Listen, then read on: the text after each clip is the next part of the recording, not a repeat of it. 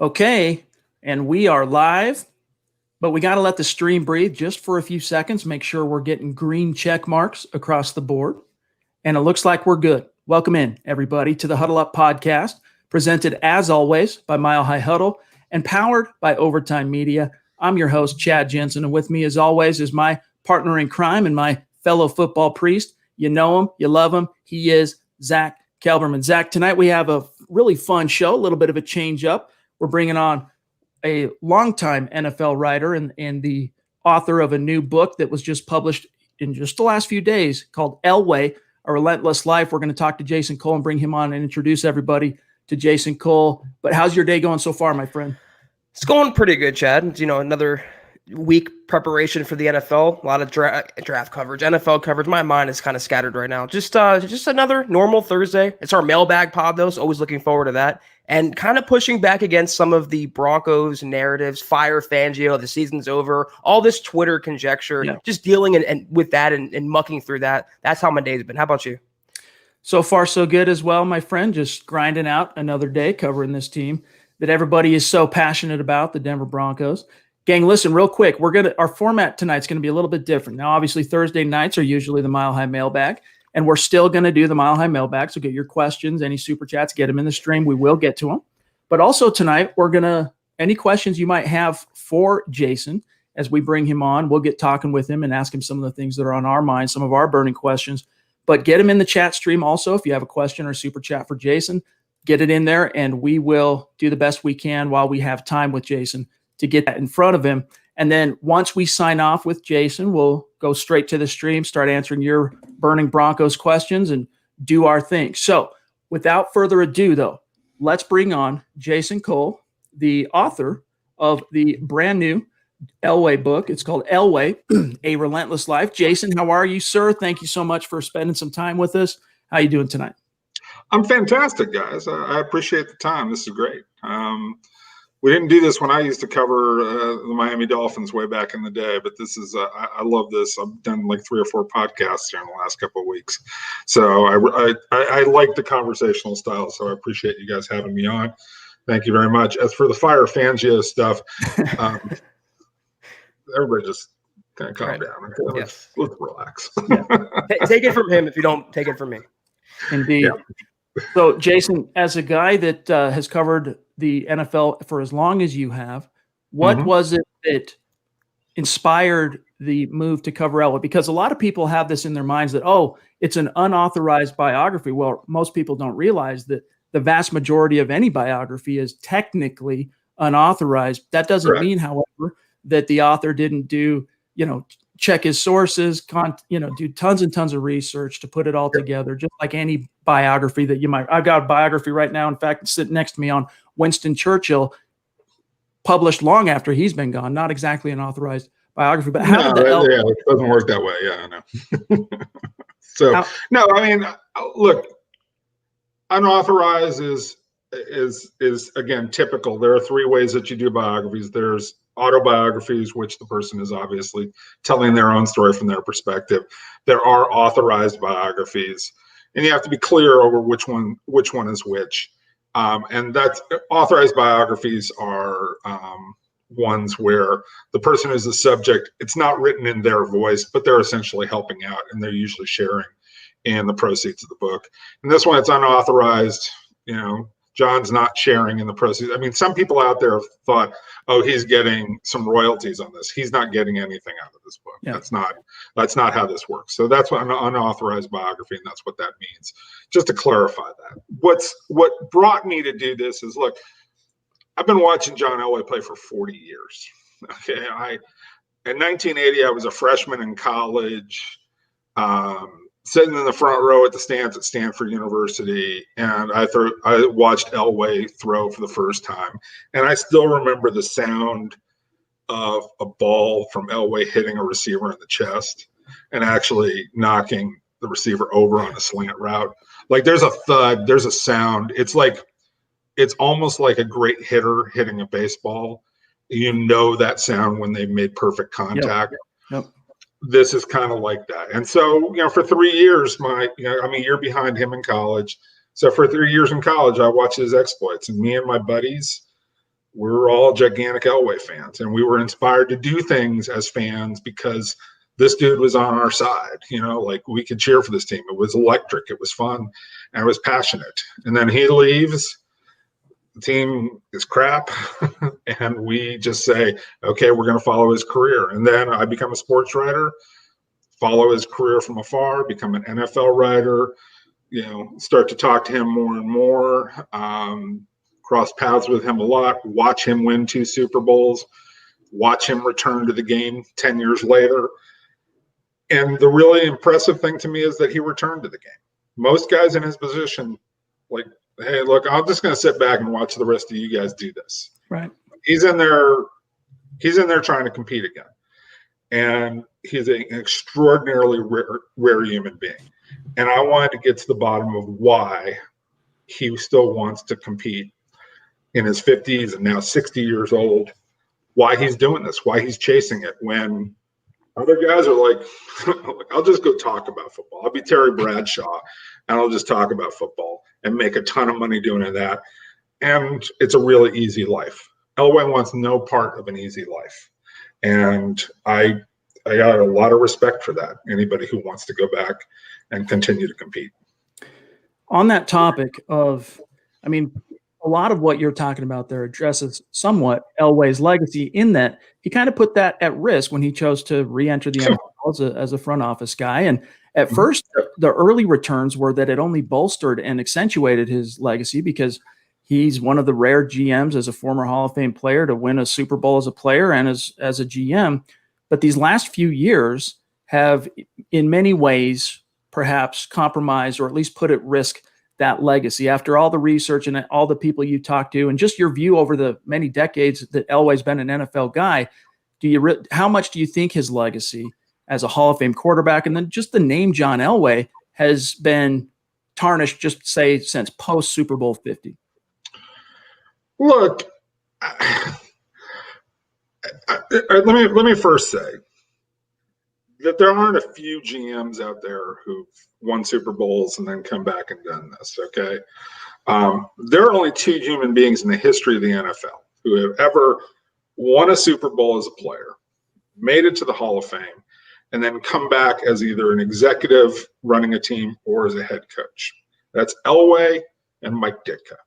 Those are the only 2 who've ever done this, okay? Lots have tried. Raymond Berry, lots of other guys have tried. Bart Starr tried it. Obviously, it hurt Bart Starr's legacy when he came back as a coach in Green Bay. But eventually, people just remember the days when he was a quarterback. And so, in the short term, yeah, is Elway going to take a little bit of heat because he hasn't been able to pick out a quarterback and they haven't gone back to the playoffs since Manning left? Sure, that goes with the territory.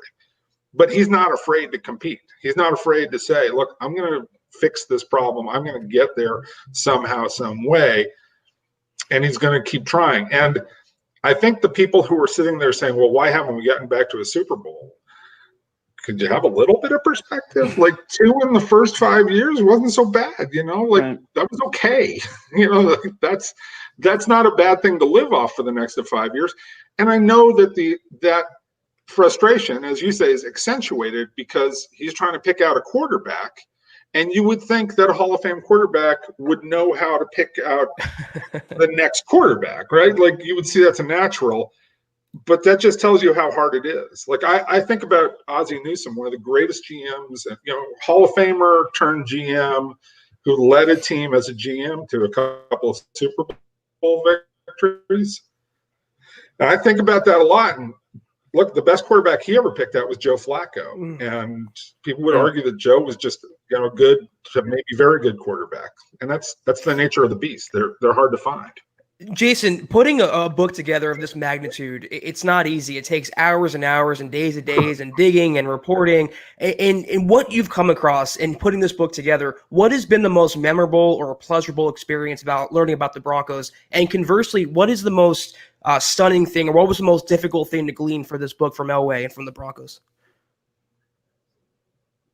I'll start with the second part. The most difficult thing is to peel back the motivations of a human being when they're complex and when they're driven like this, and you want to get it right. Like, you want to really understand, where does it come from, and what are the things what are the touchstones from their life? Like, playing ping pong with his dad when he was 11 and 12 years old, and they'd be playing till 2 or 3 in the morning in the basement, right? And John would literally be crying because he couldn't beat his dad, right? Or just the competitiveness with his teammates when he was in college, or the way that his dad talked to him. It was not, his dad never coached him, like, literally, he never coached his teams. People often get that mistaken. They think, oh, Jack was on the field coaching those teams. He never coached him in Pee Wee football. He never coached him in Little League. He never coached him in high school. He never coached him in college. The only time Jack ever coached him when they were on the same team together was at the Shrine game after John's senior year in college, right? And so it was one all-star game, a meaningless game. So, but what Jack did is he would counsel John after games. Like, in high school, the first thing John would do, instead of just going straight to the pizza parlor to, have, pizza and with the guys and, check out the girls or whatever you're going to do after the game on a Friday, he'd go home and he would talk to his dad for, 20, 30 minutes. And Jack would say, and they wouldn't talk about plays, like, not how did you throw that out pattern, or, you need to get your arm in a better location. It was like, how did you react when things didn't go well? How did you pick up your teammates? When this guy dropped a pass, how did you talk to him? How did you lift him up? How did you guide your team through whatever adversity they were dealing with? That was the thing that Jack focused on, because Jack wanted to make playing ball an experience that John fell in love with. And so I wanted to really get underneath that. As for the stories that surprised me, I mean, there are a lot of them. I never knew about all the things that John thought about leading up to the helicopter play all week long. Like, I didn't know the depth to which he had talked to Shanahan about, hey, what do you think they're going to do on this play? And Shanahan would say, well, it's 100% they do this, 100%. And John would sit there in his room looking at the play, and Bubby Brister would be sitting in the room because they were roommates that week. And John would go, God, I just don't like this 3rd and 6 situation. I don't like what we've got called here. I don't like, even though we made this play to Sharp in the Pittsburgh game to run out the clock, I don't like what we're setting up in this situation, right? Like, he kept telling Bubby that. And he was preparing all week long. Like, if this situation came up and he saw a different defense, he was going to take off and run. And that's what he did. And Bubby makes a great comment in the book where he says, look, if he doesn't think through that situation, we probably never make that play. And we might not win the Super Bowl because he's not ready for it and he's not thinking about it. So that was a great one. I think the whole Darryl Strawberry, John Elway game when they were in high school playing baseball against each other is really fun. The backdrop of the drive is really fun. There are some incidents in college, like when he was living in what we termed the animal house, the Delt house at Stanford, like finding out some of the stories about that. But I think the one story for Broncos fans that I think they may appreciate is the fact that, look, Edgar Kaiser was the owner when they pulled this off. It wasn't Pat Bowlen. Edgar Kaiser only on the team for 2 years.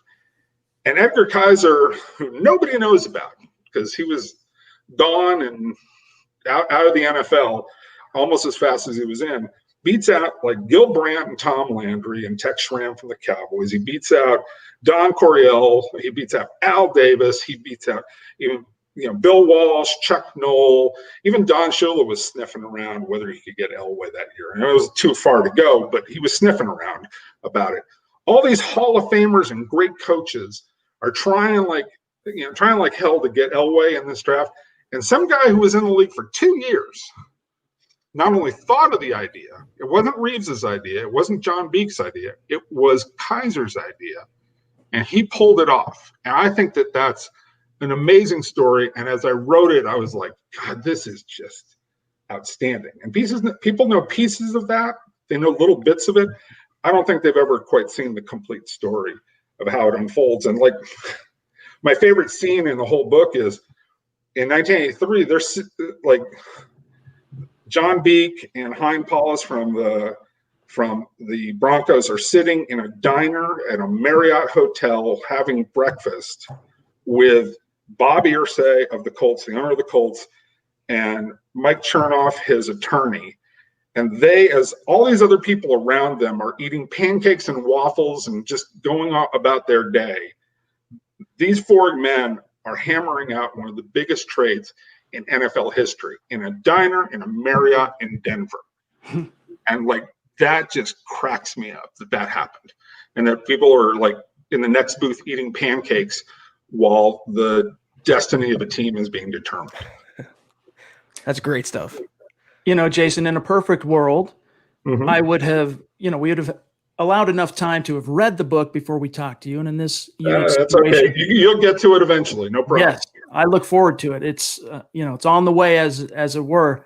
One thing that has kind of predominated the topics here, and a lot of fans are going to recognize this, is some of the anecdotes that come out during Elway's early time as then VP of football operations when he joined the Broncos in 2011, rejoined, I should say, in 2011, and just some of the stories that have come out, not stories, talking points, tropes, whatever, about Tim Tebow. Now, one thing that some in Denver media have challenged is that Tim Tebow, that he wouldn't talk to media as the backup quarterback, and that he never had individual, media scrums, if you want to call it that or whatever, until he became the quarterback. And I haven't read the book, so I'm not going to pretend to say that I know exactly how you reported it. So instead of me trying to poke and guess, some of the, I don't want to necessarily call it controversy, but some of the rebuttals that have taken place from very well-known Denver media personalities,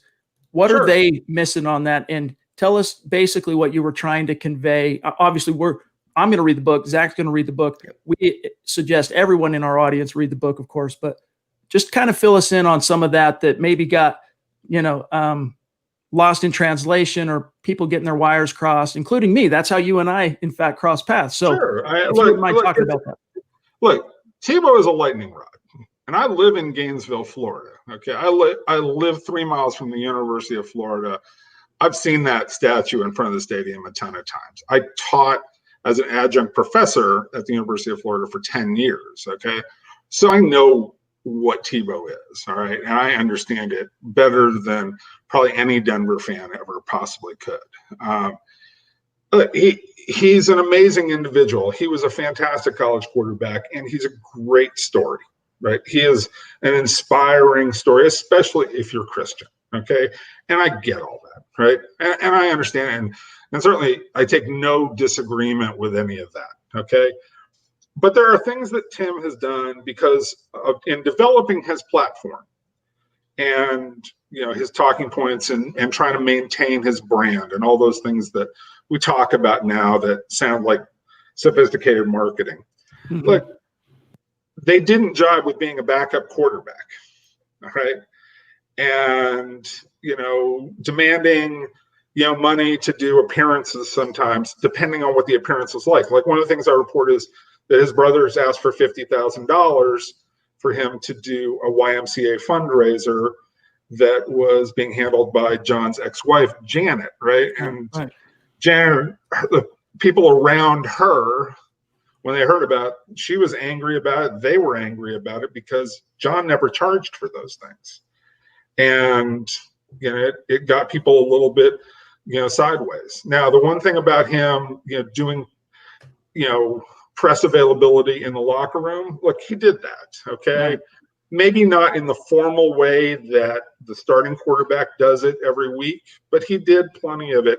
And he didn't recede into the background the way that a backup quarterback is supposed to do. And that's what people on the team, and this doesn't come from Elway, it comes from other people on the team and in the organization, were upset about with him. And famously, when the banner went up, right, that said start Tebow, when Orton was off to such a bad, start in the 2011 season, when that went up, Tebow didn't come out and say, look, guys, I appreciate the support, but you need to not do that. Let's let the team handle this. he didn't try and quash it. And there were people who were upset with that when he didn't try and quash it. And, it's a tough situation for him because he wants to play. So I don't think Tebow was necessarily really wrong, but it was a difficult situation to navigate, and became even more difficult because, in a sense, the team outperformed his ability as a quarterback and made the playoffs. And all of a sudden, everybody started to really believe in him, that he was a long-term answer, while pure football people understood he wasn't. Right. So there's a lot of little conflict. And the one quote in there that, people have gotten upset about, but it was said to me, is, and it wasn't said by John, but it was said by a member of the organization, is he's the most self-centered, humble guy I've ever met in my life. Yeah, right. That quote isn't in there. And that's a reference to Tebow. But I don't want to, I guess it's, when you read it in print, it's really harsh. And I get that. I don't think it's as if you heard it in words the way we're talking right now, you would probably understand it's not quite as harsh as that. But look, this was not always a comfortable situation. And in part because, look, the team wasn't completely behind him because they had come to the conclusion he wasn't the long-term answer, even as he's winning games. And that's hard for people to understand. When you're winning games, people want to buy in, and I get it. Yeah. Zach, I wanted to ask one question real quick, and then we'll get one or two from the audience, and I'm sure you have one more too, and then we'll get to the audience. You, I know you talk about in the book, of course, it's toward the end of the book, but Elway's, his front office tenure and addressing all that, and that's where the Tebow stuff comes from. But you also talk a lot about his recruitment and the selling process, if you will, of Peyton Manning. And I'm just dying to know, from the people you talked to and the research you did on that topic, what was the biggest takeaway from how Elway went from, having the Broncos basically as an afterthought, non-factor in the national conversation in terms of who's going to land Peyton Manning when the Colts, inexplicably cut him, to all of a sudden Peyton Manning chooses the Denver Broncos, and here we go. What was the biggest takeaway from that for you? It's all John to me, and it's not John because he was such a great salesman, although I think he did a good job. It's John because of his presence and who he is. And when I say that, I mean, look, if you and I have reported, and if you spent 15 years reporting on the Broncos, and I come in and I say, compare notes from the 15 years I spent covering the Dolphins, and we can compare stories like how did you write this, and what was your perspective, and when you asked questions, what did you do? Like, we can talk the same language, right?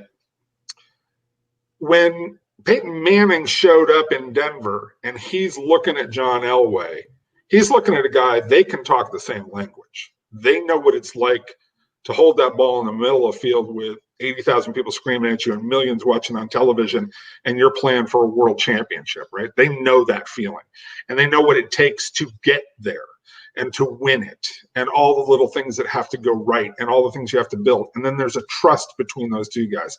It's unique. It's incredibly unique.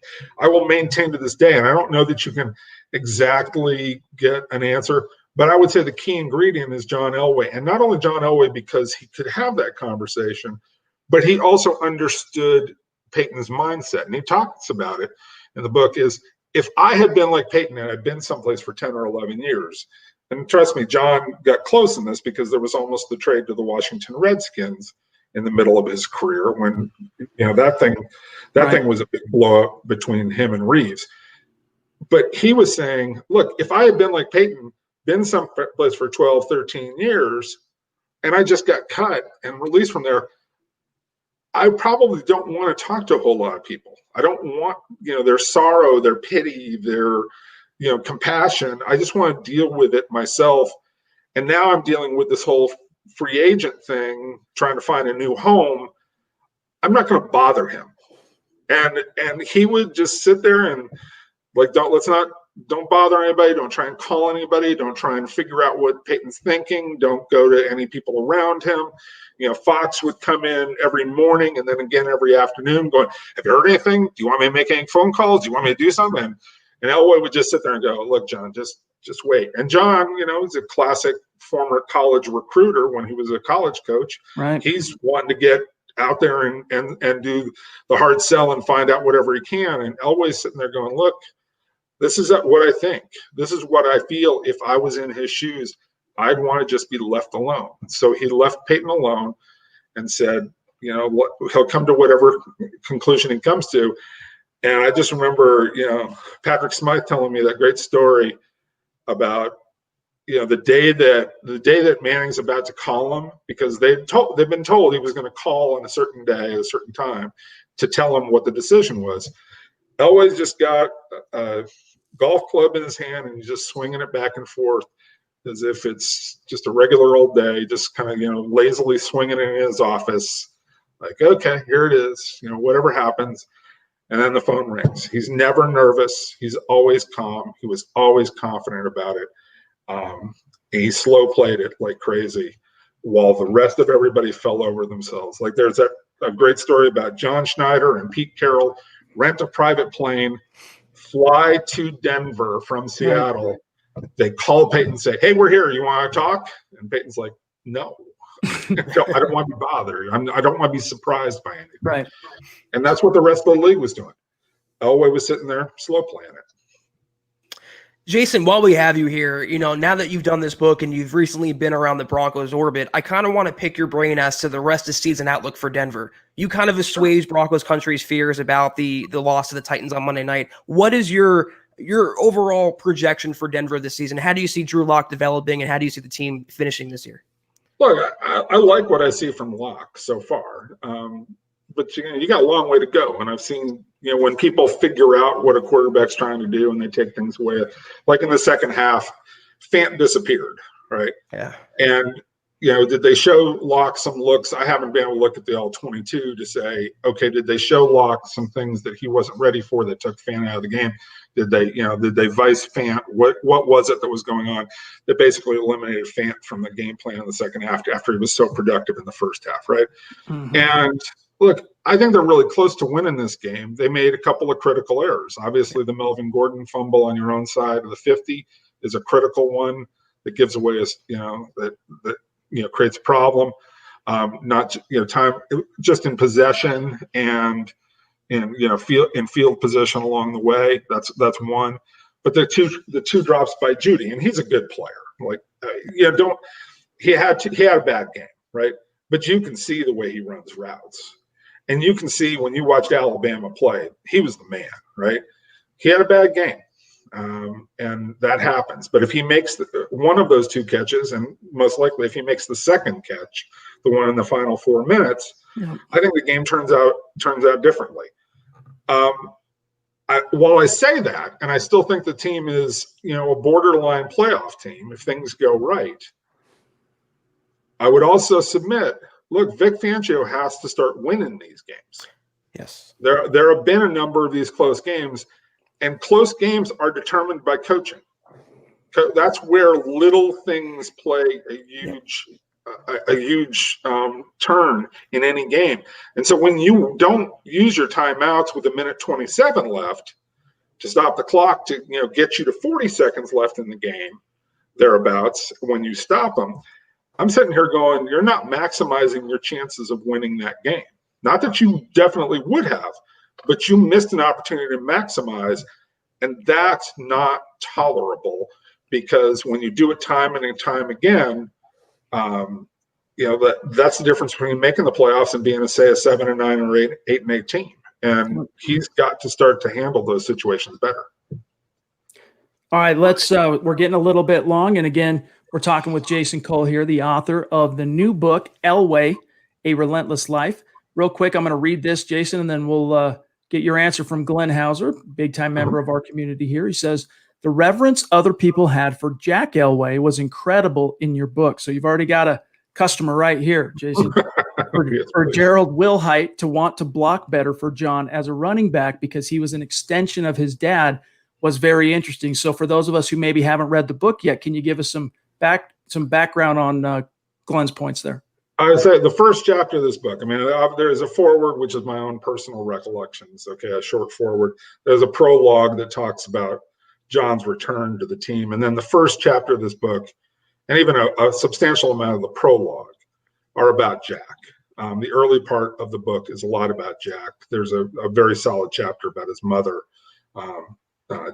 Janet, I should say. So, like there's a lot there about his parents, but it's mostly Jack because, as I talked about earlier, John has a certain reverence for him, but other players did, like the guys who played for him at San Jose State. Like Steve Clarkson talks about it a lot. Gerald Wilhite, who's become an inspirational speaker, talks about it a lot. The connection that they have with Jack. Jack was like a father figure to a lot of players, and they loved him. And he created a family atmosphere within his team. I know that's a cliche, but he really did.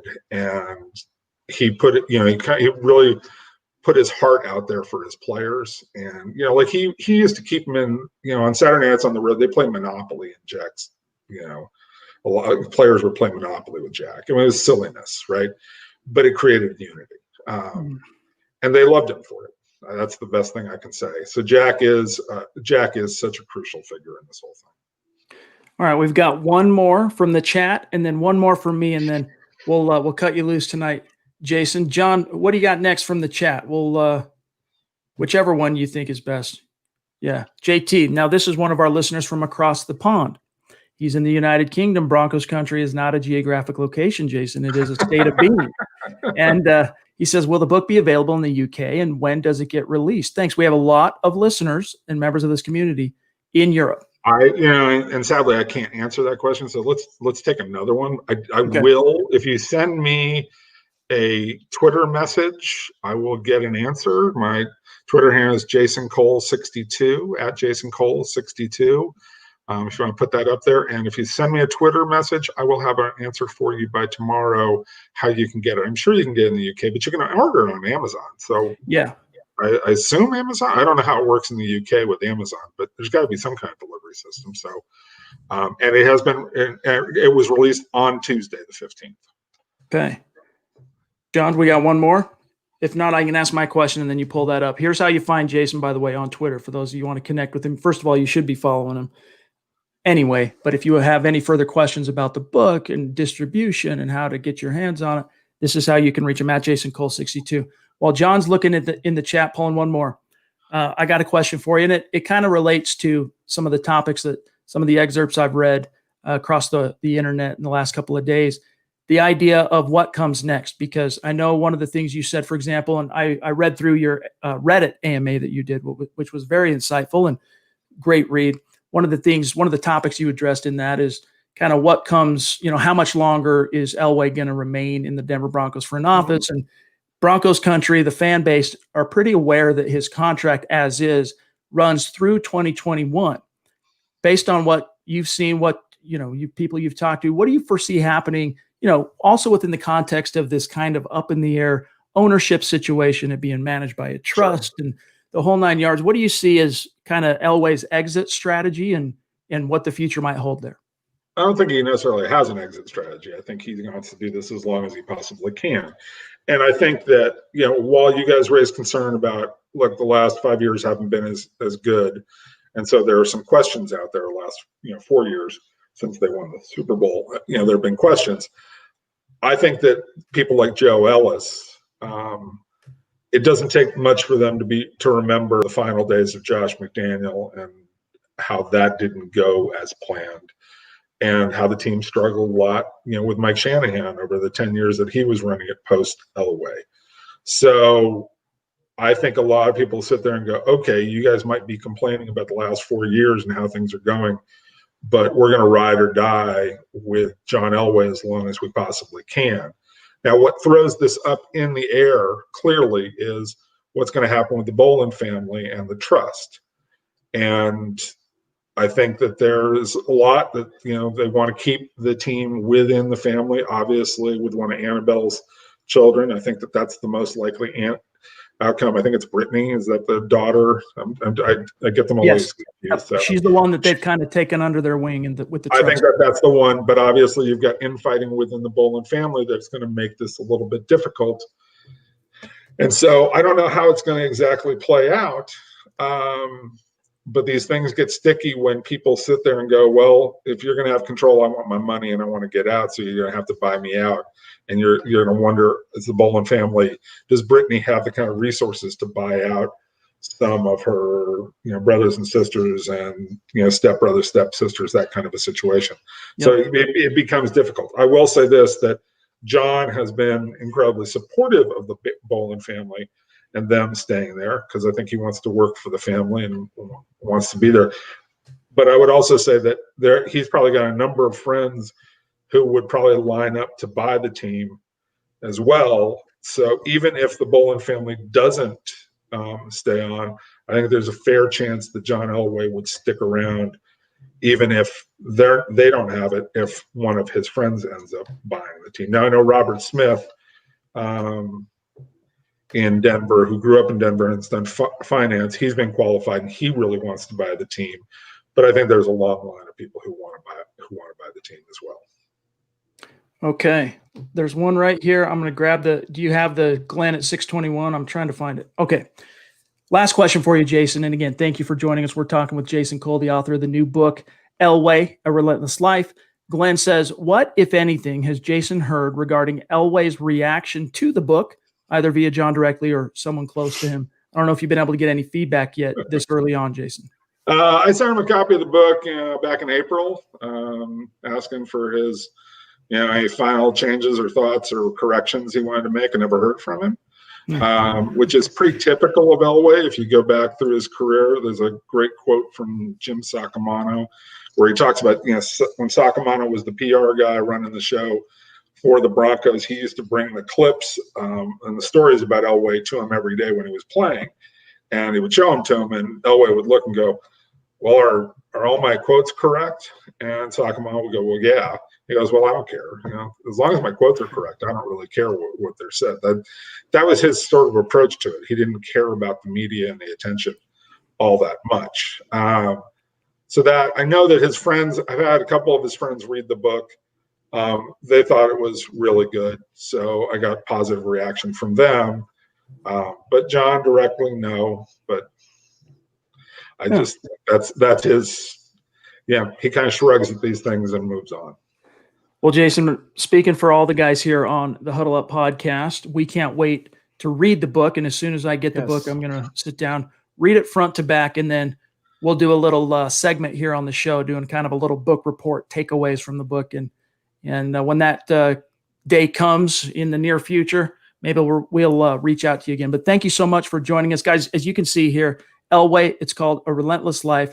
We've got the link to purchase it in the chat. Go check it out. And also, as we've mentioned a couple of times here tonight, follow Jason on Twitter at JasonCole62. Jason, thank you so much for giving us some of your time. Guys, no, thank you very much for the time. I really appreciate it. Enjoy it. Have fun with it. Not only the book, but the season and everything you guys are going to do. I really appreciate it. Reach out anytime if you have questions about anything. And people can reach out to me on Twitter and ask the same thing. But thank you. Thank you, Jason. Thank you, Jason. Have a good evening. All right, there he goes. Jason Cole. Now we're going to march on with the show, but man, just awesome. There's so many questions that I actually still have that I wanted to ask him that I'm going to end up asking him privately, that we just, we don't have all day with Jason. So we kind of had to get to those in the chat, but man, his insights on, now look, the whole Tebow thing is controversial. And as we all know, Zach, Tim Tebow's name, not just in Denver, but in Florida and in many parts of the United States and the world for that matter, is sacrosanct. I mean, it's so when people read anything that is in any way demeaning of Tim Tebow, there's going to be a natural bristling. But I think anybody, and even in the article that I wrote covering some of the controversy at milehighhuddle.com, my defense, I even kind of defended Tebow in my article for those who read it, especially toward the end, just what, basically my premise being, Zach, and it's not the first time I've said it on the show, that without Tim Tebow in 2011, you probably don't get Peyton Manning in 2012. Now that's not, it's not an absolute, but I think, Broncos fans have a more unique appreciation for Tim Tebow, the NFL quarterback, and what his limitations were. Man, I can't get over the way that Jason put the whole Tim Tebow hype and hysteria. He said he's the most self-centered, humble guy he's ever been around. And he was told that by a Broncos source. Right, he heard that. And that was, to me, you don't hear that about Tebow. You don't hear the word self-centered with Tim Tebow. And to get that type of quote and to report on that and tell both sides of the story, it's what makes it such a worthwhile book. And the Broncos notes and the Elway notes and the history and the present and the future, it's great. He was very insightful. I love picking his brain, Chad, and it's why he's been around for 4 decades doing what he's doing. Great guy. Yep, absolutely. But guys, with that said, go get the book, read it yourselves. Again, we're going to read it, and we will. This is a promise. We will have a little segment, little book review takeaway segment, as I mentioned while Jason was on with us, and you can look forward to that. We'll go through some of the takeaways, and not everyone's a big reader, Zach, but so we'll go through that and kind of share with you the biggest takeaways when the time comes. Jason's got a copy on the way to MHH Central, and we'll kind of take it from there. But from here, gang, tonight is the Mile High Mailbag as well, because as you know, right here, we are your football priests each and every week. Zach and I are here to offer you the absolution and the answers to your burning Broncos questions. Right. And especially a week like this, Zach, sometimes as football priests, we got to exercise some demons. Fans still kind of wrestling with those demons, and lots of demons this week after that loss. So let's throw that super from Bronx Legend is in the house. It's good to have you in the stream, my friend. And he says, just got to say, Zach's throwback hat is straight fire.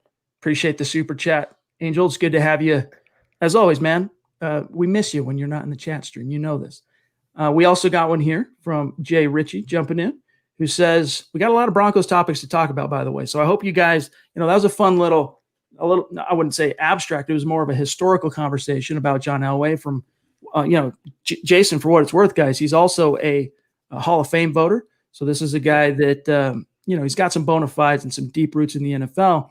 We wanted to take the opportunity, especially this week where there's been some controversy and kind of blowing up in the internet realm, and also Denver radio. It's been going on. We thought it would be a good example to get Jason on, get his take on some things, and also kind of set some of the records straight, for better or for worse. Might not be things fans want to hear, but as the author of the book, as the man who did all the research, you get to hear it from the horse's mouth. But here's Jay Ritchie jumping in. Appreciate you, Jay. Thank you, Jay. And Ariel, appreciate you guys. Fellas, evening. Number 68, Elijah Wilkinson, is killing us, and eventually is going to kill Drew at right tackle.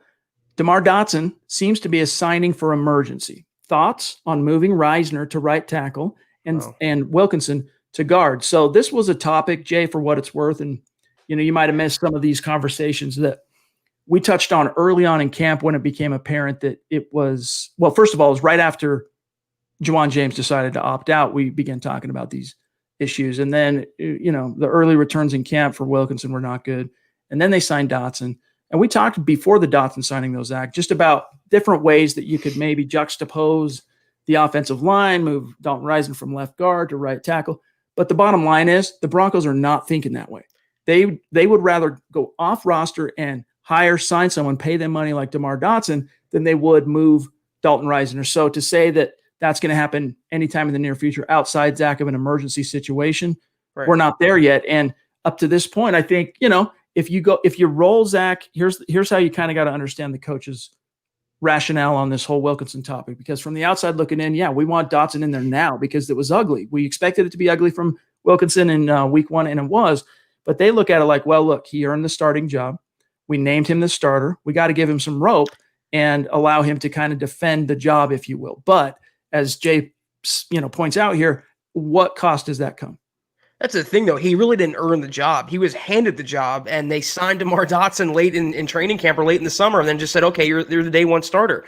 You shouldn't have to play musical chairs and move Reisner out of his comfortable spot at left guard where he's thriving, Monday notwithstanding, to make up for the loss on the right side that you didn't fill correctly over the course of the offseason. Dalton Reisner shouldn't have to suffer because John Elway didn't have enough foresight to get a capable right tackle after Juwan James in the building. And that's the thing, though. They signed DeMar Dotson. They don't need to move a guard to tackle when you have a guy who started for 9 seasons, over 100 career starts, and he's sitting on the sideline while an unnatural tackle, a guard convert, gets your franchise quarterback killed. It makes no sense to me. I can rant about this, Chad, for an hour straight. DeMar Dotson needs to get in the game because he might not be great, but what are the odds that he's worse than Wilkinson? Minuscule. Right. If he's a tad incrementally better, that's still better than Elijah Wilkinson. DeMar Dotson needs to play, and I have a feeling it's going to happen this week, Chad. By hook or by crook, Elijah Wilkinson will be yanked from the game. MHH Mount Rushmore superstar Zeus McPeak jumped in early in the show, might have even been before we went live, and we're saying hello to him. He's heading out. He had some things he had to do. He'll be listening after the fact, but appreciate you as always, Zeus. Steve. MHH Mount Rushmore. OG, to be honest with you, and really, really do value what you bring to the community. He says, hi, all. Heading in to see my midnight text, so won't make the pod. But, of course, go Broncos. Stu is just – I mean, we have so many of our superstars and members of the community are here on every single pod, and they're supporting what we're doing here, keeping the wheels turning, as it were, here at MHH. Yeah, Stu is incredible, and even when he can't watch us live, he's still leaving us a little memento just to show that he's Zeus, and that's why we look up to him and we praise him. And it's well deserved, Chad. It's all sincere. And Stu, every single podcast, your support and your relentless devotion to us is appreciated. All right, we also missed one from Bronx Legend. Appreciate you, my friend. The super chats. He says, this whole fire the coach stuff is funny to me. Anyway, got to show some love to the best pod in the planet. Really appreciate that, my friend. Really do. And like I said, man, when you're not in the chat stream, we feel it, Angels. So you know when we're live, Sunday nights, well, Sunday after games, or Monday, but Monday, no matter what, Wednesday, Thursday. So it's good to have you back in with us, my friend. But let's talk about this. We only briefly scratched the surface on it before we brought Jason on. But the idea that fans have right now that some fans, I don't want to paint with too broad of strokes, but it was we addressed this a little bit last night too, but it was extremely brutal on Facebook trying to curate and moderate some of these comments and just the emotional knee jerk. And then you got guys like, I just lost his name. The dude from The Fan. What's his name? The former Mile High Sports publisher. What is his name, dude? Anyway, you got one of the main guys. It'll come to me. At The Fan does this kind of in charge of the digital content they do there with the internet and the blogging on that side. James Marilat. There it is. Anyway, saying, no, I'm telling you now, fire Fangio. That was a fireable offense. Time to move on. Make Mike Munchak the head coach and move on. You've already seen top of the mountain with Vic Fangio. Call a spade, turn the page. And to me, it's just ridiculously premature. It's just the fan being the fan. And I hate to say that, but it's they do that for those knee-jerky, impulsive, reactionary takes because they like to capitalize on what they think of the pulse of the fan base is feeling at that moment. Let me tell you, the sect of Broncos fans who think that Fangio should actually be fired is very small. Most Broncos fans have enough foresight, enough intelligence to know one game does not determine his fate. He gets this year regardless of what happens. Literally, regardless of record, he gets the entire season. 2021 may be a different story, but Fangio is safe for 2020. And even if he wasn't, he wouldn't be fired after one game either way. And you can argue, Chad, I was thinking about this earlier. We have not seen Vic Fangio for the most part, and we haven't in one full season with Bradley Chubb and Von Miller as his linebackers. We haven't seen Fangio with the completely healthy defense, nor a capable quarterback. Locke started 6 games in total now. So we have to see a little more of the picture come together before we cast the ultimate decision on Fangio's fate. I'm a little more tentative than I was after Monday night because he had a lot of glaring kind of year one mistakes, but they're correctable. And they have a lot of talent on this team, a lot of upside. So regardless of what the fan says or what knee-jerk Broncos fans think, Fangio is safe for 2020. We got Bronco Batman jumping in. Good to have you in the stream, my brother. A star in the community. He says, it was a tough loss, but we can bounce back. Great job, guys. And, I really appreciate that, Zach. That kind of brings up something that we need to get to real quick. And that is, and I'll explain this segue, so bear with me on it. But we got to quickly say thank you to one of the sponsors of tonight's show, sportsbetting.com. Gang, head over to sportsbetting.com. There's a reason I'm bringing them up now, in fact, and join for a risk-free week of betting up to $500. And, it's legalized. Gambling is now legalized in the state of Colorado. So get your, if you are so inclined, use sportsbetting.com for that type of thing. And one of the things, Zach, we learned from sportsbetting.com, in fact, I had a few DMs on this topic today. The Broncos originally opened as 6.5-point dogs on the road this week to the Pittsburgh Steelers. But since Monday night, that has actually grown to 7.5 points. So Yeah. the national scope and the odds makers, Vegas, if you will, they're definitely betting on the Broncos not only losing this coming game, Zach, but losing by a pretty comfortable margin if you're for the Pittsburgh Steelers anyway. I have not fully kind of come to exactly how I see this game based on what we saw from the Broncos, based on what we saw from the Steelers. But I do know if the Denver Broncos win this game, obviously it's going to be an upset, and it's going to take really kind of like last week where it was kind of a Murphy's Law type of night where what could go wrong in key moments did go wrong. It's going to take the inverted aspect of that to win at Heinz Field, and that is in the key moments, what could go right needs to go right. And if they have that kind of a game, and teams can hit that groove and fire on all cylinders, you pick the cliche, they can go into Heinz Field and come out with the win, but it's not going to be easy because that Pittsburgh team with Ben back in the saddle, even though I didn't think he looked quite 100%, nevertheless, they're going to be tough to beat. Yeah, I mean, I'm not surprised about the line opening what it did. They get 3 points for being the home team either way. So a touchdown, favorites isn't that great considering after, the Broncos lost and the Steelers won. Heinz Field traditionally is such a tough place to play for opponents. It's like playing in Seattle or New Orleans, fans or no fans. It's just a really tough place to play in. Big Ben and the Steelers offense, they look really good, minus some injuries they have there. It's going to take a Herculean effort. It's going to take everything, like you said, Chad, firing on all cylinders. And the Broncos, it's going to be like an early litmus test for them to see how they respond to a brutal loss, mostly at their own hands on Monday night. Even if they lose this game, I want to see how they play after a loss. I had this game as a loss originally a couple months ago. I'm not deviating. I think it will be a loss. It's just, I'm being honest.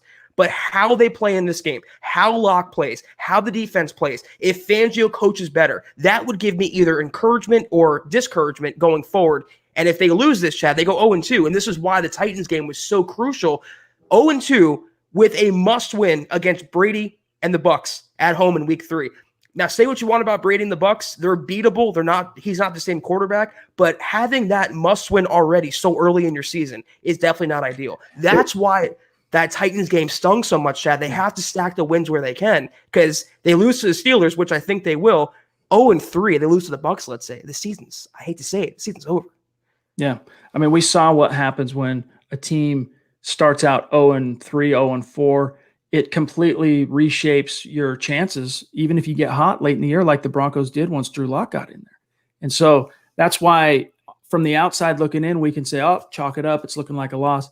Inside the Denver Broncos locker room, they have to come ready to win at all costs, you know? So it'll be interesting to see how it shakes out. Another thing Jason said, and it's he phrased it differently, but one of your tropes I'll say is that in critical moments like that, when it's a tough game, it really is which team is coached best typically comes out on top. And in that particular game, Fangio was outcoached, and it's not because of things I should say it's because of his mistakes. All right. It's rookie type mistakes that just frankly, again, they can chalk it up to saying Fangio can say, I'm falling on the sword. And I'm saying, look, I was too consumed with calling the defense. My bad. It won't happen again. And even today, defensive coordinator Ed Donatel called it an anomaly. But I really don't think that's what it was. I think Fangio, and he was wrong, but he had made a decision. And the decision was not caught up in the moment. The decision was this kicker is in a slump. Can't do anything right. I'm playing those odds. And he got bit. Now, let's grab Womack real quick on Facebook. Appreciate you, Womack. Consider heading over to facebook.com/Mile High Huddle and becoming an official supporter. We would appreciate it. He says, did Elway play Tebow, knowing that he wasn't the guy? Of course, he's probably hoping to get this to Jason, but we can talk about it. I got some thoughts on this. Did Elway play Tebow knowing he wasn't the guy to only move up in the draft to get Andrew Luck? Now, of course, fans can remember back to 2011, it was the Suck for Luck campaign, right? And there were a few teams in the running. I wouldn't be surprised, Zach, if there was definitely a part of Elway's rationale to finally say, all right, pull Orton and let's give Tebow a shot here. I think that was partly motivated by what's the worst that could happen. We get Andrew Luck. However, also keep in mind, Womack, that the Denver Broncos at that point were a year and a quarter removed from investing. Of course, it was a different coaching regime and a different front office regime, but from investing a first-round pick in a quarterback that was one of the most notorious, famous, athletes in the world. And he had some exposure late in his rookie season. Fans can remember McDaniels got fired. Week 16, he made his first career start, and he beat the Texans. He beat Gary Kubiak's Houston Texans in Denver. Everyone can remember that kind of moment from the mic'd up where he comes off on the goal line and the game's in the clutch, and he tells Eric Studesville, the interim head coach, there's only one person who carries the ball right here. And everyone got excited because the Broncos won. He ended up losing the next game, the season finale, to the Chargers. But fans had not only had the first round pedigree expectation, but the fact that he was a superstar already as a former college athlete and two-time national champion. Plus, what they did see from Tebow as fans in those 2 games as a rookie, Zach, got him excited. So Elway in part 2 was like, look, Jason spoke to it. There was banners. There was a real groundswell from Broncos country after this team got out to, I want to say it was either a 1-4 or a 2-4 start. When it was pressure. It was to a point where you could not risk, if you're the team, Zach, putting Kyle Orton out on the field at home again, because it would just be brutal. And so that was I think one of the biggest parts. Plus, you got to see what you got in the kid. And again, Elway, what's the worst that could happen? Andrew Luck. Yeah, Chad, I'm going to speculate here on what I think might be the case because it preceded my time on the Broncos beat. Elway, it was a win-win. Either you succeed with Tebow and you obviously succeed and go to the playoffs and have, you win there, or you lose and you have the shot at the best quarterback of the generation. So like you said, what's the worst that can happen? Second of all, Elway, he was a GM and he was an executive and he has to maintain, objectiveness, but he saw what Tebow did at Florida. He heard and felt and saw the hype and the groundswell and this lore that Tebow brought. So he was a little, I think, fascinated by what Tebow can do and what he brings to the table. And he's like, he thought to himself, if he can bring this spark to Denver, if he can bring Gainesville to Colorado, I'm in a good position. And if he can't, I'll get the guy who can, Andrew Luck. Yep. And a guy that he was intimately familiar with because Stanford. He kept his connections to Stanford, and now he was in the front office. And so, by the way, we got Terry Randall jumping in north of the 49th parallel. Love you, buddy, up there in Canada, rocking the Smouse Mile High Huddle. Hashtag let 'em hate shirt. He says, good evening, Broncos country. Hashtag state of being. And Terry, I noticed that you are watching on YouTube. I hope that the stream here's what we found out. The stream last week was being a little glitchy for YouTube viewers at times. And it reared its head the other night as well. And so I reached out to StreamYard and I said, what's going on? That's the platform we use to stream. And I said, what's going on? We're having these, this feedback from our audience that it's glitchy on YouTube. And then I even got on the Building the Broncos one on Tuesday and it was glitching on me. So I finally realized there's some truth to this and gave them my own anecdote of what I experienced. And they said, well, there have been some problems on YouTube's side with Android phones. And I have an Android. I have a Galaxy something or other Note or something. And anyway, that was the problem. But they assured us that it both sides are aware of it and they're getting it hammered out. So glad to have you with us, Terry. We got Dion Rodriguez jumping in. Good to see you, my friend. 2 nights in a row. Much respect, my friend, and appreciate the support. He says it's probably been discussed, but where do you think Devontae Bosby stands on the depth chart? Well, we haven't discussed it tonight, so this is virgin territory for this episode here this evening. But well, I think it stands to reason, Zach, and there could be one exception to this, but I think it stands to reason that as the last corner to make the roster, basically, he's probably the low man on the totem pole. However, that could change, and here's why it could be the exception. Unlike Ryan Tannehill, who there wasn't a noticeable push on Tannehill's part to pick on the rookies last week. It was kind of a carte blanche in the play action game. He just threw to the open guy, and there were just a lot of open guys in the middle of the field because the linebackers and safeties were just getting sucked in on that play action, just biting on the fake. Ben Roethlisberger, though, is a guy who already knew 3 nights ago, that the Broncos are leaning on 2 rookies, that A.J. Bouye is hurt, and that Michael Ojemudia and Aseng Bassi were playing starter snaps. He will, Zach, exploit that. So I could see Fangio and Ed Donatel going, you know what, let's play Bosby. Let's go straight from the practice squad to playing him because, when's the last time Bosby faced that type of a quarterback? Technically, it was week 5 when he got hurt, but it was really early, or week 5, yeah. But really, if you think back to week 3 when he went against Aaron Rodgers, broke up a couple of third down passes, played really well in that game. If I'm Fangio and Donatel, I'm giving him a serious role this week. I am too, but you asked this question to us 3 months ago, and we're all saying he's a number 3 cornerback, no doubt about it. But obviously, the Broncos thought Devontae Harris and Duke Dawson were better cornerbacks than Devontae Bosby. Bosby had no business on the practice squad to begin with. I'm happy he's on the roster now. It sucks that it came at the expense of AJ Boye. If I had it my way, I think he lines up after Callahan and Ojemudia, who really impressed me Monday night, Chad. He looked really good for a rookie in his first game with no preseason, and I think the Broncos coaches trust Ojemudia right now more than they trust Bosby for whatever reason. And there's a theory that he didn't make the team because he's been an unwilling tackler coming back from that injury. We're going to find out this week if he's willing or not. We're going to find out this week why he wasn't on the final roster. I would have him number 3, but I have a funny feeling he might be hidden behind Devontae Harris or behind Duke Dawson or behind someone we wouldn't expect, maybe even a Sang Bassi. He will play heavy snaps, Boye out. It could be a shootout. Big Ben likes to take to the air, but I hope for Bosby's sake, he kind of sticks it to Denver and shows them why he should never been left off the 53, Chad, ever. I agree. They need to play him because it's Callahan and Bosby. Those, and I mean, between Bassi and Ojemudia, they have exactly 2 games, I guess, because they each started 1 game, but 1 game each of NFL experience. Yeah. Bosby doesn't have a whole heck of a lot more in terms of actual starts in the NFL, but in Fangio's scheme and just time spent in the NFL, he has way more experience. And so, again, I think the Broncos would be remiss. I know they have their hopes and their dreams set on Ojemudia, and I know Fangio just has a burr under his saddle in a good way for a Sang Bassi. They love Bassi, okay? But Devontae Bosby is going to give the Broncos the best chance to succeed. All right, Mike Evans, bona fide superstar, jumping in. Appreciate you, my friend.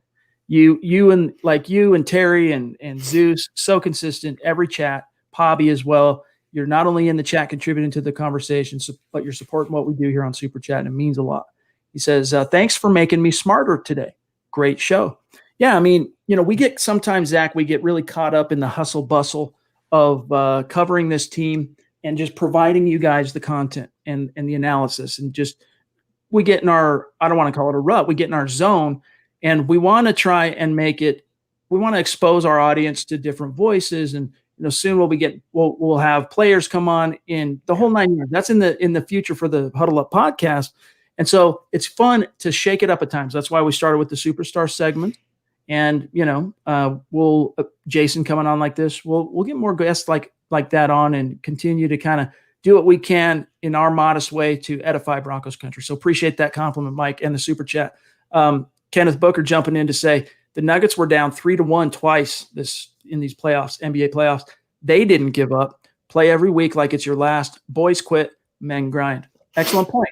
But also just keep in mind, guys, it's so early. It's 15 games to go, as Zach and I have been telling you for the last 3 podcasts. And not only that, but, there's a lot of talent on this team. Even Jason Cole, who has no skin in the game, none.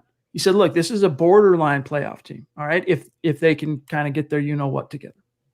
Yeah, I'll take it right now, Chad. It's a long season. Like that was one of our glimmers of hope we said on yesterday's podcast, why fans shouldn't freak out, because there's 15 games left at least for Denver. And the silver lining is there's a chance that, Pittsburgh plays like the Clippers did. And if that happens, the Broncos would be in fine shape. True. It takes a choke job for a team to overcome 3-1 for what it's worth. Dennis Woods jumping in, bona fide superstar as well. Much love to you, Dennis, up in Michigan. He says, coming in late, but had to show appreciation. We're grateful for that. Can't believe coaches can't see how bad Wilkinson is at right tackle. Get Dotson in there. Preach, Dennis. I mean, right now you're preaching to the converted. You're preaching to the choir, as they say. Yeah. And we're with you on that. I just don't think fans should get, Zach might differ with me on this, but I don't think fans should get their hopes up that you're going to see a change at right tackle in the first quarter of this season. That's just my take. I just think that if he's hurried on Sunday continuously, and it might happen with TJ Watt, that they're going to have no choice, Chad. I mean, how could you subject your quarterback to that when the fans see it, and I'm sure the players see it? If he gets chased down or sacked, he will be out of the game, Wilkinson. That's my prediction. Kenneth says, I'm not scared of the Steelers. They didn't impress me against the Giants. Here's what jumped out to me watching that game. Okay, 3 things real quick. First of all, Ben's back, and that's important. 3 touchdowns through the air. Second, they lost James Conner, and I forget his name now. Thank you. Comes in, rushes for 100 yards. Then that defensive front, good Lord. That is just, I think Fangio, he said they're the best or one of the best defensive fronts in the NFL. And so, it's a significant challenge. And, when you have a veteran quarterback at the helm like that, that's not only got talent and, improvisational skills and can break the pocket, he's hard to sack. I mean, sometimes it takes 3-4 men to bring down Ben Roethlisberger. And granted, he's long in the tooth, but this is a guy that's been through every battle the NFL can throw at him. 2 rings. Is it 3 trips to the Super Bowl and 2 rings, or just the 2 rings? Either way, he's as battle tested as it gets, Zach. So I understand you might not be scared of the Steelers, but they are going to be a formidable presence in the AFC this year if Ben stays healthy. I don't think I'm scared of any team because any team is beatable, and it happens every single week. That being said, though, the players are one thing, and I think the Steelers in many cases have the advantage there, the personnel, but also the coaching. Say what you want about Mike Tomlin, Chad. He's won a title before. He's a fantastic coach who's one of the most underrated guys, I think, in the NFL. To go 8-8 last year, losing both of your quarterbacks, starting Duck Hodges, it was a terrific job in itself. Now Tomlin, if Fangio got outcoached by Mike Vrabel, what is going to happen this week with Mike Tomlin? That's what I'm wondering about. It's going to be a lot. It's going to take a lot for Denver to upset the Steelers. That's all I'm going to say about that. We got Pobby in the house. Thank you so much, my friend. Talk about thank you, Pobby. Superstar and being consistent. Really appreciate your generosity and everything you do in the community, Pobby. She says, thank you, Chad and Zach, for all you do. Love and go Broncos. Very sweet of you. Thank you. And we do appreciate it. Here's one from Gary jumping in. Do you all think Fangio will give more control of play calling to his coaching staff now? No. He already said he's not going to. And Ed Donatel backed him up on that today. He said, look, we got over 200 games that we've coached together. And that's formidable, right? That's like a solid sample size, 200 games that Ed Donatel and Vic Fangio have been in the trenches, figuratively speaking, together. And he maintains perfect confidence in their system in terms of, I'm not just talking about the defensive system. I mean, their system and the way they go about interpersonally working with each other and just how they roll on game day and all those things. It ain't going to change anytime in the near future. And we've had a couple of articles this week at milehighhuddle.com, one by Eric Trickle, one by Luke Patterson, kind of pounding the table with the bottom line takeaway being Fangio needs to adapt or he'll die. Again, figuratively speaking, adapt or die. Fangio's got to evolve, Zach. And I just don't see if evolution means, Zach, him giving up play calling duties, then he'll go down with the ship. It just ain't going to happen. He's too stubborn. And you know what? We all think he's this selfless guy, this old school guy, and he paints himself that way, but he has a big ego. He ain't giving up play calling so fast, Chad. I mean, that's been dictated already. And what he said yesterday about the timeout situation, he said in one answer, he's not going to change anything. And he was asked why he's not going to change anything. And he goes, it was an anomaly. We hope to be better. So it's going to stay the same, but be different. That answer made no sense to me. And it's coming off like a guy who is really set in his ways. And unless he loosens that up a little bit, kind of like Elway, the GM, unless he takes advice from those around him and kind of looks himself in the mirror, he's not going to evolve as a head coach. That's what scares me about Fangio. Zach, I don't want anyone else calling the plays defensively. I don't either. What I want is they need a guy up in that booth with an analytical background that can look at game situations as they're happening in real time and provide solid recommendations. And they've had that for years and years with Mitch Taney. I can't remember the exact year. I want to say he joined the team in 2015 or something like that. He survived a few different regimes. Why they didn't replace him, even if it's not with an analytics guru, but I mean, you could even find a quality control guy to put in charge of, because trust me, NFL teams have copious volumes of probability information. So for example, here's what I mean by that. When down by 2 points at 4 minutes to go and your opponent has the ball on the 29 and you have this many timeouts, here's what the decision should be. They have that stuff. They have all that stuff to simplify it.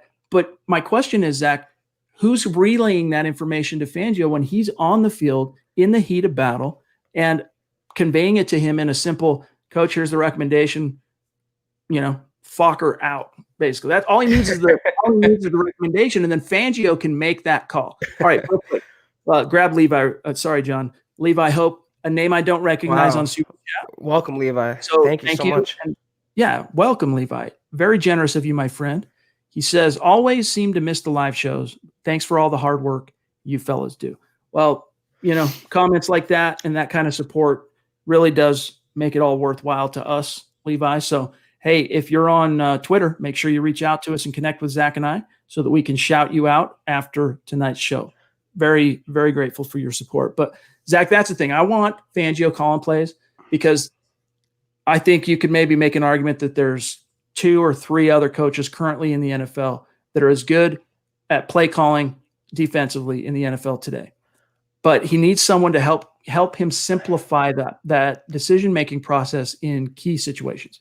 Yeah, I agree with your premise. I definitely do. I want him calling the plays. He needs some help, but does everything have to be so spoon-fed to the man, Chad? He's 60 years old. He's been around the NFL for 40 years now. His offensive coordinator was a head coach. His offensive line coach was a head coach. He literally does not have to worry about offense. And as the head coach, Chad, the whole team is his responsibility. Offense, defense, and specials. That's his responsibility. And on defense, he brought along his coordinator, his longtime buddy in Donatel, who he's worked with from stop after stop after stop. How much easier does he want it?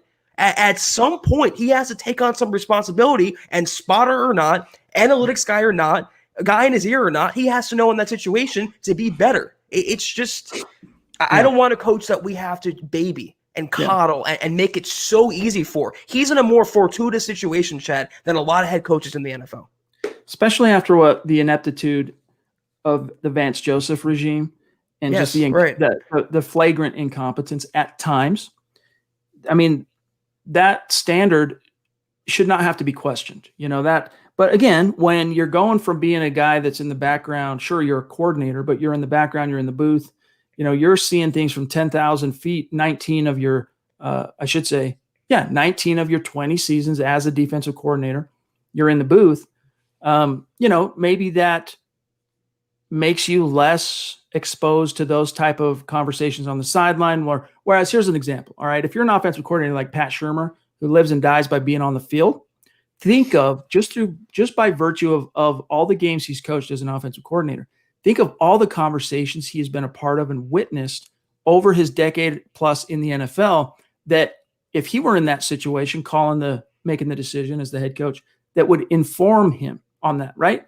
And that's not to say that Fangio's an idiot and doesn't have those experiences, but less so. All right. So it is that much more new to him because he never liked being on the sideline. He liked the view from being the eye in the sky, and really what it gave him resource-wise in terms of seeing the scheme, how his scheme fit the other scheme. He could see the entire field. That's why he liked being in the booth. But it did, Zach, I believe, deprive him of some of those experiences. The guys that are have been on the sideline their entire careers, have maybe take for granted, if you will. And that's not an excuse for Fangio. Don't get it twisted. I'm just saying, there is a reason why I think this one aspect of his responsibility as a head coach, he's fumbled a time or two, making the right call in game. My thing is, though, it's like tough S. I mean, you might like to be in the booth, but you're the head coach now. You signed up for this. You've been around long enough now. You've had a year under your belt already. Chad, we're talking like he's a rookie head coach. He's had an entire year of experience in Denver already, an entire offseason, as messed up as it was, to get this right now. So I can't make many excuses for things that are elementary for coaches in the NFL. All right, guys, one more here, and then we'll get out of here for this evening. We're at about an hour and 13, so we're a little long. Holden Adams says, what's your prediction for Drew Lock this week? Thanks for all you guys do. Denver Broncos for life. That's tough. Hashtag #1pod MHH. Thank you, Appreciate that, Holden. Well, first of all, our predictions for exactly what we expect to see happen in the game itself, score, winner, all that, the nuance, will publish tomorrow in the Mile High Roundtable at milehighhuddle.com. So stay tuned for that. But what do you expect to see from Drew Lock this week? This is a triple-edged sword, Chad, if such a thing can exist, because it depends on multiple factors. Are the Broncos getting blown out? Because if that happens, then he might just get garbage time stats and touchdowns. Is his protection going to hold up? Is Elijah Wilkinson going to be in the game? Is Garrett Bowles going to hold up again? He has a sprained elbow now. I mean, there's a lot of factors at play here. I think Locke It's such a tough spot. Like I said, playing a Steelers defense on the road without maybe Cortland Sutton, without Phillip Lindsay. As long as he progresses, and I'm going to give kind of a cop-out answer here. As long as he progresses, he stops drifting back in the pocket, he can make some nice throws, and he stays healthy. It's another game for his development, win or lose. I'll get more into it in the roundtable, Chad, specifically with stats and stuff, but it depends on the Broncos' protection and the game flow. If they get behind early, he's going to have to throw a lot. If they start managing the game, if they can get a lead, they're going to run the ball. So I just want to see how he progresses from week 1 to week 2. Yeah, I mean, if I'm making a prediction, I'm saying that he's probably going to be around 250 yards. I think he'll throw a couple of touchdowns because I think the Broncos are going to have to throw to win this game, to be in the game. Yeah, all right? For sure. And I think because look at his stat line last week. All right. He ended up with something like 229 yards. I don't have it right in front of me. 1 touchdown, QB rating of 95. If he connects with Nick Vannett, now he's got 2 touchdowns in the end zone on the goal line, that turnover on downs. If he hits Deshaun Hamilton in the fourth quarter, he's got 3 touchdowns.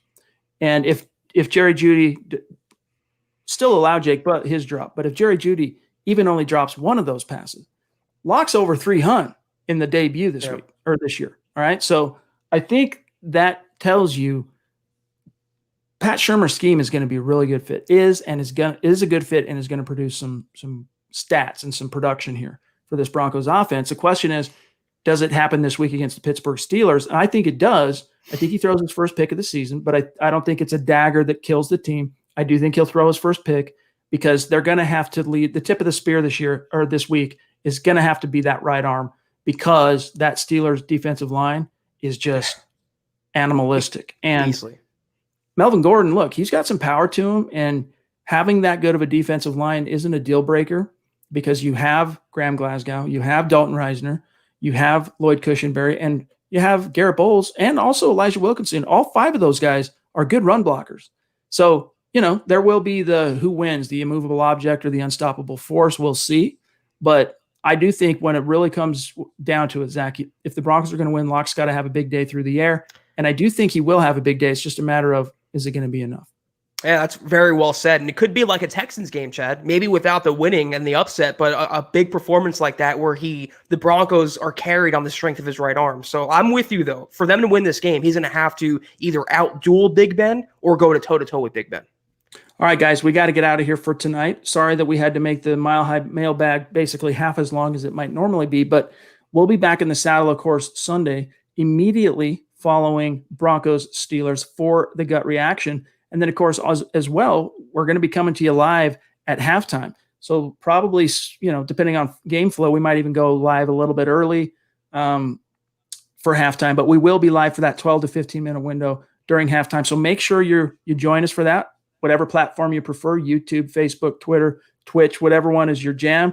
Make sure you join us for that. You'll get the notification as soon as we hit go live, but just be ready for it. And then, of course, the gut reaction following the game. So until then, of course, you got Dove Valley Deep Divers tomorrow night and then Mile High Insiders on Saturday. Zach, have a great close to your week, my friend, and I can't wait to see what happens on Sunday. You too. I think, win or lose Sunday, Chad, it's still a Broncos game. We're still going to see the team in action and Drew Lock in action. And if they just can play a little better and be coached a little better, they'll have a chance in this game. But regardless, I'm looking forward to seeing you guys again on Sunday. Have a good weekend, everyone.